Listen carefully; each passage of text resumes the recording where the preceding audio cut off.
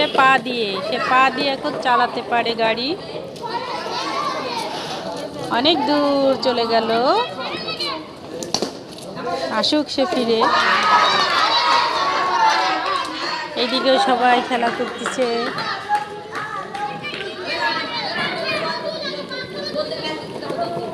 কেমন লাগছে তোমার গাড়ি চালাতে? ভালো লাগে? গাড়ি চালাইতে চালাইতে আবার একটু বলও খেলাই দিল, দেখছো? দেখো, এই হলো আয়ান সোনা। কোথায় রাখবা? কোথায় রাখবা?